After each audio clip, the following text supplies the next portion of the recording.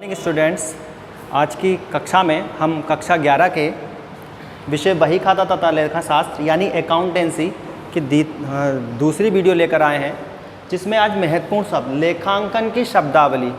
क्योंकि कॉमर्स विषय एक थोड़ा अलग विषय है जो आज तक आपने 10th तक अगर नहीं है कॉमर्स तो पढ़ा ही नहीं है। इसके बारे में नए नए शब्द हैं, नई नई बातें। आपने साइंस भी पढ़ी, हिंदी भी पढ़ी, इंग्लिश भी पढ़ी, वो चीज़ें अब भी मिलेंगी। लेकिन कॉमर्स एकदम नया सब्जेक्ट है, तो इसमें कुछ ऐसे शब्द आते हैं जो हमें कंफ्यूज करते हैं, जिनके बारे में हमने केवल सुना है लेकिन हम जानते नहीं है क्या है। कभी कभी हमने टीवी पे या कहीं लिखे हुए देख लिए हों, लेकिन हम जानते नहीं हैं। तो आज हम उन्हीं शब्दों की बात करेंगे, यानी कि लेखांकन में प्रयोग होने वाले महत्वपूर्ण शब्द कौन कौन से हैं। आज हम उन्हीं शब्दों की थोड़ा अर्थ समझेंगे, और इसमें कुछ शब्द महत्वपूर्ण भी हैं, इम्पोर्टेंट हैं, उसको मैं बता दूंगा, वो आप उसको देख लेना है। वो शब्द बोर्ड में भी आते हैं 12th में, भले ही मैं कक्षा 11 में पढ़ा रहा हूँ, लेकिन वो चीज़ कक्षा 12 में भी बहुत इंपॉर्टेंट है। मैं उसको बताऊंगा, वो अगले साल भी आपको पढ़ने को मिलेगी। तो आज हम लेके चलते हैं लेखांकन की शब्दावली के अंतर्गत। पहला शब्द है व्यवसाय। पहला शब्द है व्यवसाय। इसे इंग्लिश में बोलते हैं बिजनेस। आपने मोस्टली देखा होगा कि किसी व्यक्ति की अगर दुकान भी है तो वो अपने आप को ये परिचित करता है लोगों कि भाई मेरा बिजनेस है। नहीं, वो बिजनेस नहीं है। बिजनेस क्या होता है? बिजनेस क्या होता है? बिजनेस के अंतर्गत किस उस वस्तु के निर्माण यानी कि उत्पादन, उस वस्तु का निर्माण और उत्पादन से लेकर उसकी विनिमय की क्रियाएं तक शामिल की जाती हैं। विनिमय की क्रियाएं, विनिमय की क्रियाएं का क्या मतलब है? मार्केट में वस्तु बनाई और उसे मार्केट में पहुंचाने तक की क्रियाएं विनिमय की क्रियाओं के अंतर्गत आती हैं। तो व्यवसाय के अंतर्गत आप यदि दुकान पर बैठे हैं तो आपका व्यवसाय नहीं है। व्यवसाय के अंतर्गत जो वस्तु आप बेच रहे हैं उसका निर्माण भी जरूरी होता है, और जो निर्माण करके उसे मार्केट तक पहुँचाना, यानी जो भी आपने साधन यूज़ किया है वो सब विनिमय की क्रियाओं के अंतर्गत आता है। यातायात भी विनिमय की क्रियाओं के अंतर्गत आता है। ठीक है, तो ये व्यवसाय का मतलब किसी वस्तु को निर्माण से लेकर उसे विनिमय की क्रियाएं तक शामिल की जाती हैं। ठीक है, दूसरा वर्ड आता है अब व्यवसाय में। देखते हैं व्यवसाय भी 3 चीजें होती हैं व्यवसाय में। फर्स्ट नंबर पे व्यापार, जिसे बोलते हैं ट्रेड। व्यापार को बिजनेस नहीं बोलते, व्यापार को बिजनेस नहीं बोलते हैं। व्यवसाय जो है एक बड़ा लेवल है। व्यापार क्या होता है? व्यापार के अंतर्गत केवल क्रय यानी खरीदना और केवल विक्रय यानी बेचना शामिल किया जाता है।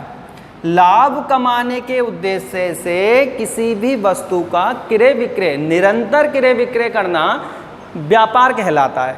कैसे? मान लीजिए मैं पेन अगर लाता हूँ कहीं से, कोई बच्चा कोई और कहता है मुझसे कि ये पेन अच्छा है मुझे दे दो, तो मैं उसे बेच देता हूँ, तो थोड़े 1-2 रुपये ज़्यादा बता के बेचता हूँ। तो ये मेरा बिजनेस नहीं है, ये मेरा व्यापार नहीं है, ये मेरा व्यापार नहीं है, क्योंकि ये कार्य मेरा निरंतर नहीं है। व्यापार के लिए यहाँ भले ही मेरा उद्देश्य लाभ कमाना हो, लेकिन यहाँ मेरा कार्य निरंतर नहीं है। तो ऐसा कोई कार्य जो केवल वस्तुओं को खरीदना और बेचना करता हो, उसमें निर्माण शामिल नहीं होता, और उसका उद्देश्य लाभ कमाना हो और निरंतर हो। ऐसा नहीं कि आज हम लिया और बेच दी बस, ये व्यापार नहीं कहलाएगा। यह निरंतर प्रक्रिया है जो निरंतर चलती रहती है। तो इसमें वस्तु का केवल क्रय विक्रय शामिल होता है। ये व्यापार नहीं, व्यवसाय नहीं है, व्यापार कहलाता है। व्यवसाय में उसका निर्माण भी है। अगर हम किसी वस्तु का निर्माण करके बेच रहे हैं तो वो व्यवसाय है, वो खरीद के बेच रहे हैं तो वो व्यापार है। दूसरा टॉपिक है व्यवसाय के अंतर्गत दूसरी में चीज शामिल होती है, इसे कहते हैं व्यवसाय के अंग। तो दूसरा आया जो आपका सब्जेक्ट भी है वाणिज्य, इसे बोलते हैं इंग्लिश में कॉमर्स। कॉमर्स को आपको समझना है, क्योंकि ये आपका सब्जेक्ट भी है, मतलब आपकी स्ट्रीम है, तो आपको समझना है। ये चौक है, इसकी अंतिम प्रोसेस क्या होगी? इसकी अंतिम प्रोसेस ये होगी कि मैं इसे लिखता रहूँगा और लिखता रहूँगा और ये घिस के ख़त्म हो जाएगी। अब भी इसका कोई यूज़ हो सकता है ना, तो ख़त्म हो जाएगी ना घिस के। तो किसी वस्तु के उपभोग की अंतिम प्रक्रिया, ये इसके उपभोग की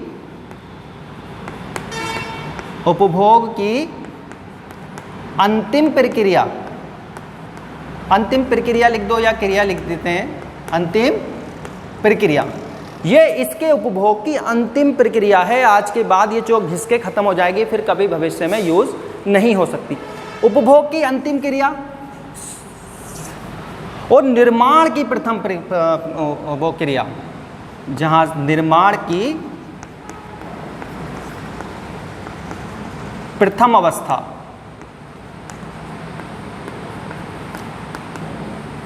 यानी किसी बस इसका निर्माण कहीं ना कहीं से तो चालू हुआ होगा, कहीं ना कहीं से, तो उसके निर्माण की प्रथम अवस्था से लेकर बीच की जो भी चीज आई है, ये यहां से लेके यहां तक की प्रक्रिया सारी वाणिज्य के अंतर्गत आती है।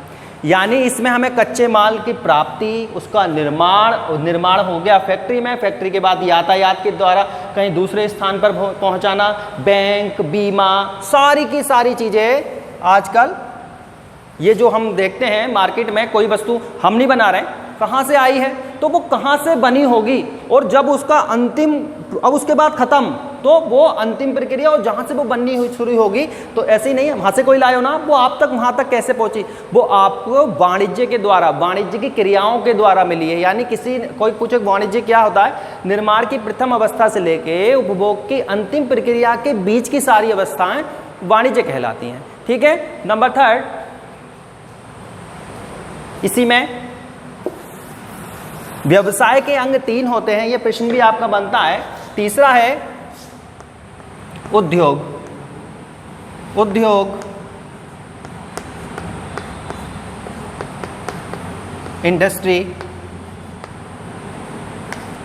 इंडस्ट्री लाभ कमाने के उद्देश्य से वस्तु का निर्माण करके उसको बेचना उद्योग कहलाता है, निर्माण करके उसको बेचना। तो ये क्वेश्चन भी बनता है कि व्यवसाय किसे कहते हैं, इसके विभिन्न अंग बताइए। ठीक है, ये पहला टॉपिक था जिसमें 3 टॉपिक आए। व्यवसाय के बाद अगला टॉपिक हमारा आएगा, हमने व्यवसाय के अब लेखांकन शब्दावली के अंतर्गत व्यवसाय के अंतर्गत 3 यानी कुल मिलाकर 4 टॉपिक पढ़े हैं। अब हमारा नेक्स्ट टॉपिक आएगा पेशा। नंबर 2 पेशा। पहला पे लिख देता हूं व्यवसाय, इसमें हमने 3 पढ़े थे, व्यापार, दूसरा वाणिज्य और तीसरा उद्योग। अब हम दूसरे टॉपिक की बात करें अपने पेशा। पेशा क्या होता है? प्रोफेशन। प्रोफेशन ऐसा कोई कार्य जिसको करने के लिए विशेष योग्यता, यानी विशेष योग्यता और विशेष क्षमता की आवश्यकता पड़ती हो, पेशा कहलाता है। यानी जिस कार्य को करने के लिए आपको कोई स्पेशल पढ़ाई करनी पड़े या स्पेशल योग्यताएं आप में हो, तब वो जो कार्य आप कर रहे हो वो पेशा कहलाए। जैसे डॉक्टर, डॉक्टर ऐसी कोई बन जाएगा क्या? नहीं ना। डॉक्टर के लिए आपने डॉक्टरी की पढ़ाई की होगी, तो डॉक्टरी का पेशा कहलाता है।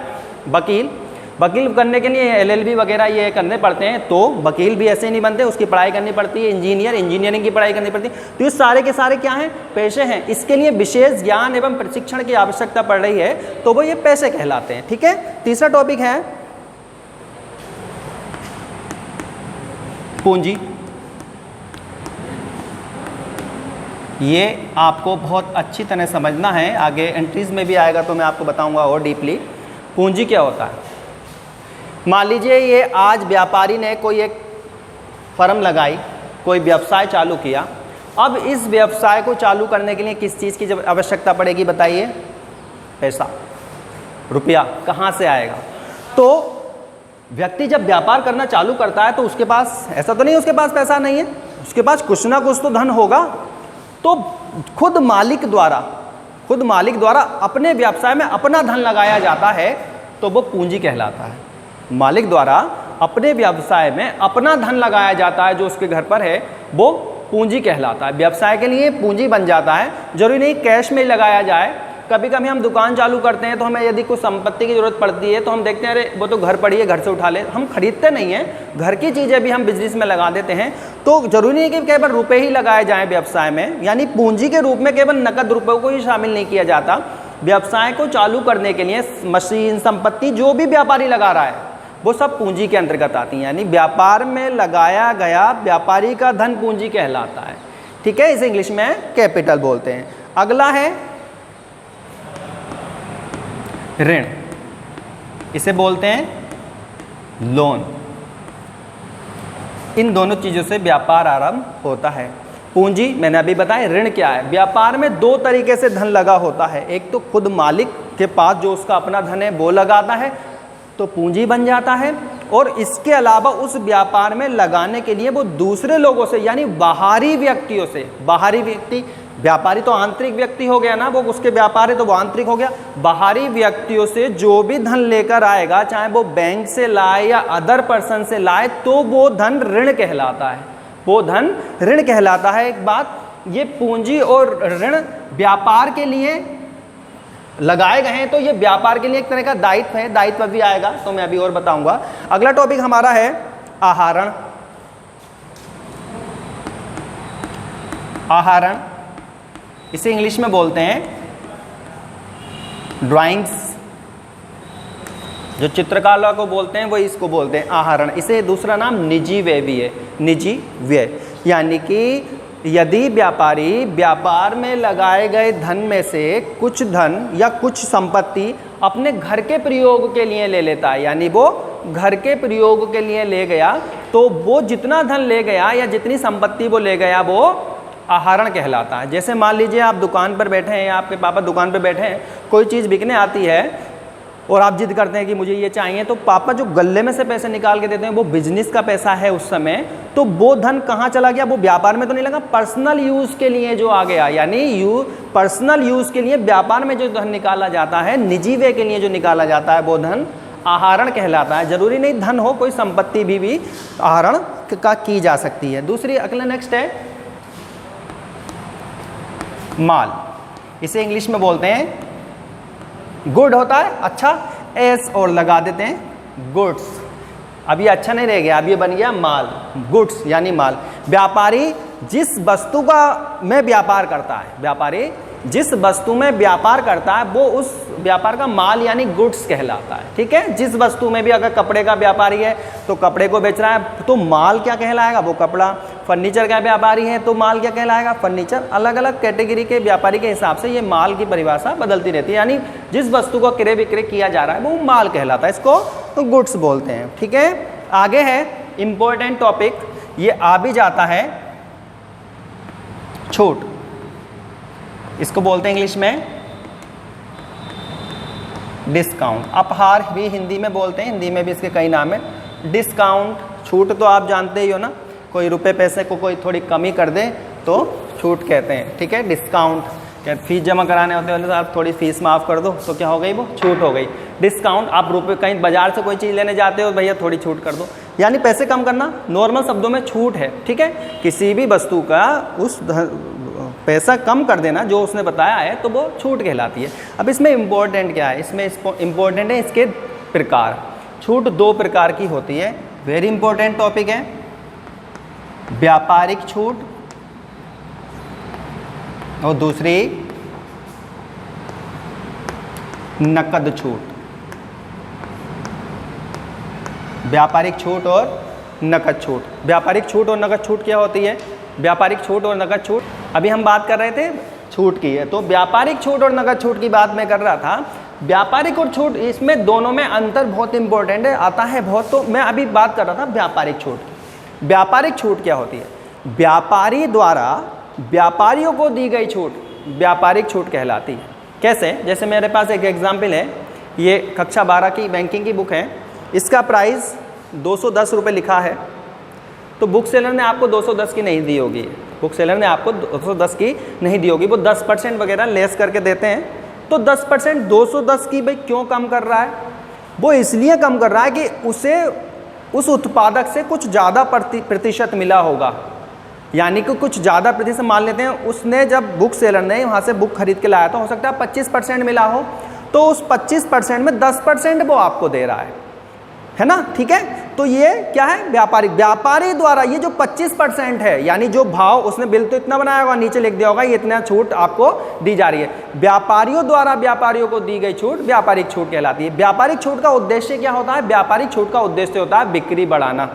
व्यापारिक छूट का उद्देश्य होता है बिक्री बढ़ाना। कोई 25% छूट दे रहा है और कोई दूसरा प्रकाशन दूसरी बुक पर, इसी वाली बैंकिंग की बुक पर कोई 30% दे रहा है, कोई 40% दे रहा है, तो पुस्तक विक्रेता किसके पास जाएगा? 40% के पास जाएगा ना, जो 40% छूट दे रहा है, और उसकी एमआरपी लगभग एक सी ही होगी। तो इसका उद्देश्य क्या है? इसका उद्देश्य है कि व्यापारी उस माल को ज़्यादा खरीदे, यानी व्यापारी द्वारा व्यापारी को देती है, मोस्टली उत्पादकों द्वारा जो व्यापारी को छूट दी जाती है वो व्यापारिक छूट होती है, और इसका उद्देश्य बिक्री बढ़ाना होता है। नकद छूट क्या होती है? नकद छूट मोस्टली व्यापारियों में एक दूसरे में उधार के लेन देन होते हैं, और उधार में वो पैसा कम निपटाते हैं, जब उनका माल बिकता जाता है धीरे धीरे, तो जो बड़ा व्यापारी है वो जिसने उसको उधार माल बेचा है वो उसको एक ऑफर देता है, भैया 2 महीने में दे देना पेमेंट। वो 2 महीने में नहीं देता तो वो उसे अलग तरह के प्रलोभन देता है कि बोले अगर 8 दिन के अंदर अंदर आपने यदि पेमेंट कर दिया तो आपको 25% तो छूट मिलेगी, 2% छूट और मिलेगी। यानी कि भुगतान करते समय जो छूट दी जाती है वो नकद छूट कहलाती है। इसका उद्देश्य बिक्री बढ़ाना होता है, और इसकी गणना एमआरपी सूची मूल्य पर की जाती है। ठीक है, इसका उद्देश्य शीघ्र भुगतान प्राप्त करना होता है कि कोई हमें बोले अगर किसी पे 500 रुपये निकलने हैं तो हम कहते हैं कि देख भाई 400 रुपये दे रहे हैं तो चल छोड़, अभी हाथ के हाथ हमने 100 रुपये का डिस्काउंट कर दिया, तो क्या हुआ? उसका भी 100 का फायदा, हमें भी धन मिल गया। तो शीघ्र धन प्राप्ति के उद्देश्य से जो छूट दी जाती है वो नगद छूट की जाती है। इसकी गणना जो की जाती है, इसकी गणना सूची मूल्य पर की जाती है, इसकी गणना की जाती है भुगतान की जाने वाली राशि पर। ठीक है, तो इसको आपको ध्यान रखना है, बाकी मैं पीडीएफ में इसके अंतर दूंगा, उसको आपको याद भी करने हैं। आगे है, अब हम बात करेंगे अगले टॉपिक की, रहतिया या स्कंद। रहतिया स्कंद, इसको बोलते हैं स्टॉक। रहतिया या स्कंद, व्यापारी के पास कभी ना कभी कुछ माल बचा ही रहता है ना, तो वो क्या है? व्यापारी का स्टॉक।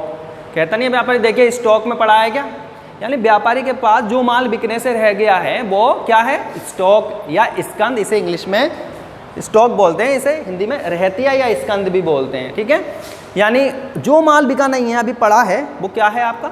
व्यापारी का स्टॉक। ठीक है, स्टॉक 2 प्रकार का होता है, एक होता है अंतिम स्टॉक, एक होता है प्रारंभिक स्टॉक। अंतिम स्टॉक क्या है? वर्ष के अंत में का मतलब क्या है? जब व्यापारी खाते बनाने बैठा है, 1 साल की अवधि के बाद, लेखांकन अवधि के बाद खाते बनाने बैठा, आज की डेट में उसे लाभ भी निकालना है, हानि भी निकालना है, तो सारा माल बिक जाता है क्या वर्ष के आखिर में? आखिर तक कुछ ना कुछ तो माल है, या उतना ही बनाया उसने जितना बिकेगा, उसको पता है इतना ही बिकेगा, तो कुछ ना कुछ तो माल बचा ही होगा। तो इसलिए अंतिम खाते बनाते समय व्यापारी के पास जितना माल बिकने से शेष रह जाता है वो अंतिम स्टॉक कहलाता है, क्लोजिंग स्टॉक। ठीक है, और यही क्लोजिंग स्टॉक अब कल से नया ईयर चालू होगा, नए खाते बनेंगे, तो क्या उस अंतिम स्टॉक को फेंक दिया जाएगा? नहीं ना, वही आगे जाएगा, अगले वर्ष में बिकेगा। तो जब किसी वर्ष का अंतिम स्टॉक अगले वर्ष में पहुंच जाता है तो वही अंतिम स्टॉक उतने ही रुपए का प्रारंभिक स्टॉक बन जाता है। यानी किसी वर्ष का अंतिम रहतिया अगले वर्ष के लिए क्या बन जाता है? प्रारंभिक रहतिया बन जाता है। ठीक है, इसके अलावा 2 स्टॉक होते हैं सजीवता के आधार पर, मैं आपको बता रहा हूँ, जीवित स्टॉक और मृत स्टॉक। जीवित रहतिया और मृत रहतिया। जीवित रहतिया इसे हिंदी में लाइव स्टॉक कहते हैं। लाइव स्टॉक, लाइव मतलब जीवित, स्टॉक भैंस, गाय, घोड़े, व्यापार में ये भी कभी कभी होते हैं। ठीक है, व्यापार में हो सकता है इसी का व्यापार करता हो, तो ये भी तो संपत्ति है, यानी जिसमें जान हो। ठीक है, जो सजीव हो वो जीवित स्टॉक, और ये मेज कुर्सी या पड़ी है तो ये पड़ी ही रहेगी, इसे जब तक कोई हिलाएगा नहीं, कहीं ले नहीं जाएगा। व्यापार में ऐसी बहुत सी संपत्तियां होती हैं जिनका लाभ प्राप्त होता रहता लेकिन वो बेची नहीं जाती, वो पड़ी रहती हैं। वो क्या है? मृत स्टॉक। कपड़े का व्यापारी है तो उसके यहाँ कपड़ा ही होगा, बैठने की बेंचें नहीं होंगी, पंखा नहीं होगा, भवन नहीं होगा, लेकिन वो उसको नहीं बेच रहा है, वो संपत्तियां उसकी ऐसी ही पड़ी हैं, तो वो क्या कहलाती हैं? मृत स्टॉक। दूसरे शब्दों में कह सकते हैं व्यापारी जिन संपत्तियों का व्यापार नहीं करता, यानी जिन वस्तुओं का व्यापार नहीं करता जो उसके व्यापार में उपयोग होती हो केवल, वो मृत स्टॉक कहलाती हैं। इसके अलावा आते हैं, अब हम 8 ये हो गई। इसके बाद इसको मैं रेस करता हूँ। नवा टॉपिक है हमारा संपत्तियों का। ठीक है, एसेट्स, संपत्ति को बोलते हैं एसेट्स। नवा टॉपिक है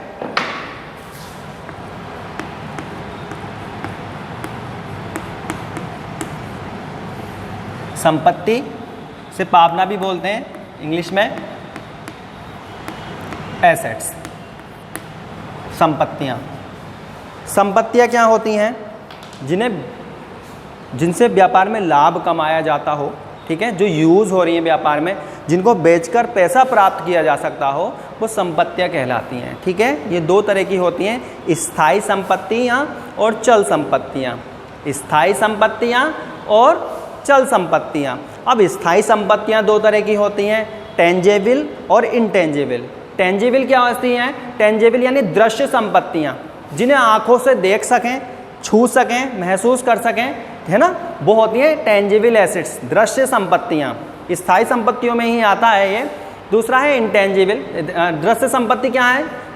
फर्नीचर, मशीन, भवन, ठीक है, ये सारी क्या है, हम देख सकते हैं, छू सकते हैं, ये क्या है, सारी की सारी स्थायी संपत्तियों की श्रेणी में आता है, जिसे दृश्य संपत्ति के अंतर्गत रखा जाता है।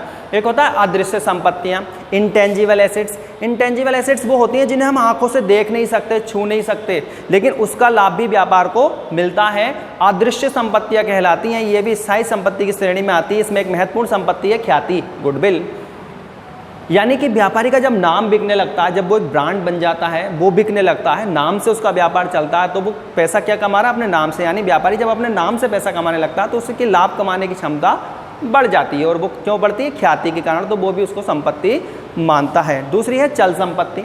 चल संपत्ति ऐसी संपत्तियाँ जिन्हें अल्पकाल में मुद्रा में परिवर्तित किया जा सके, चल संपत्तियाँ यानी तरल एसेट, लिक्विड एसेट्स या करंट एसेट्स कहलाती हैं। कम समय में स्थायी संपत्तियाँ जो होती हैं उन्हें मुद्रा में परिवर्तित करने में अधिक समय लगता है, लेकिन ऐसी संपत्तियाँ जो अल्पकाल में मुद्रा में परिवर्तित की जा सकती हों, वो चल संपत्तियाँ होती हैं, करंट एसेट्स। ठीक है, आगे है दायित्व।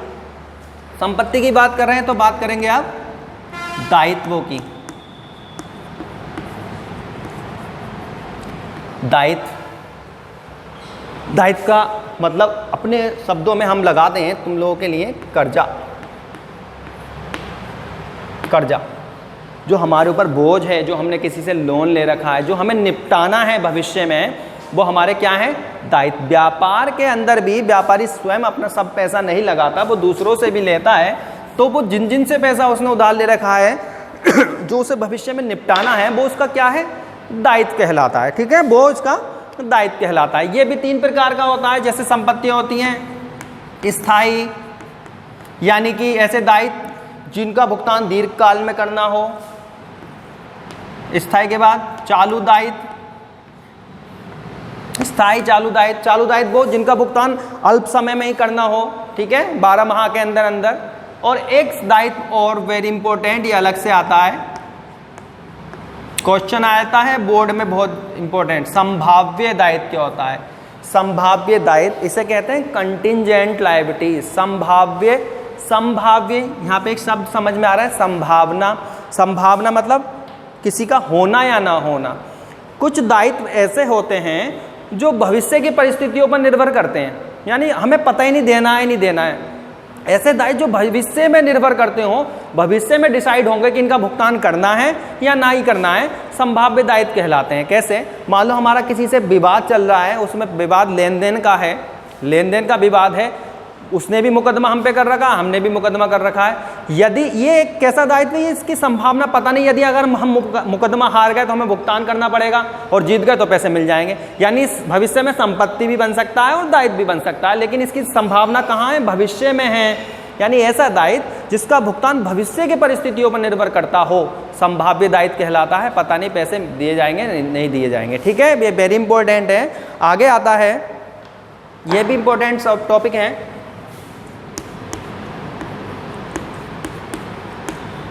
देनदार, और इसके साथ दोनों ही शब्द एक साथ समझेंगे, लेनदार। देनदार को बोलते हैं डेटर्स, इसमें बी साइलेंट है, और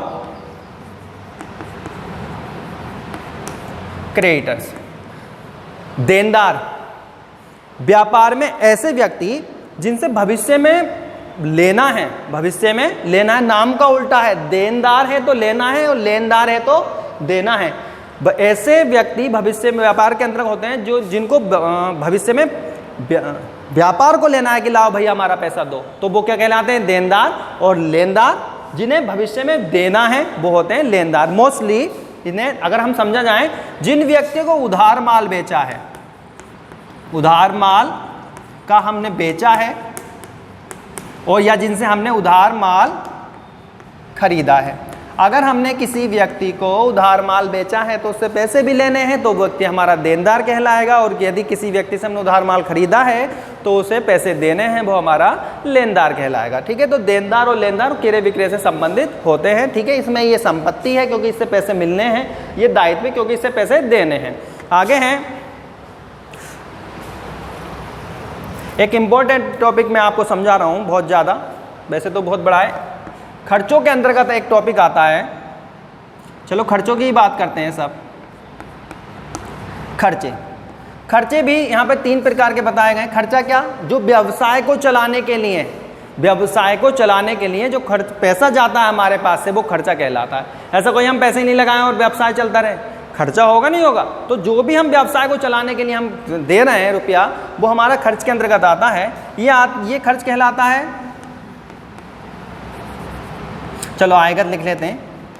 आयगत व्यय, जो खर्च बार बार होने हैं, आज हुए हैं, अगले महीने हुए हैं, तो मतलब पूरे साल चलते रहते हैं, इनकी कोई अवधि निश्चित नहीं है, बार बार होते रहते हैं, तो वो आयगत व्यय कहलाते हैं। दूसरे नंबर 2